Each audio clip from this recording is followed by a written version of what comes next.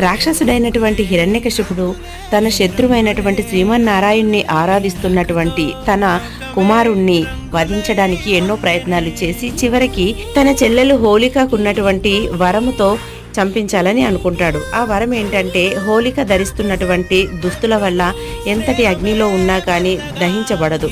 అటువంటి మంటల్లోకి హోలిక అల్లుణ్ణి అంటే ప్రహ్లాదుణ్ణి ఒళ్ళో పెట్టుకొని మంటల్లో కూర్చుంటుంది.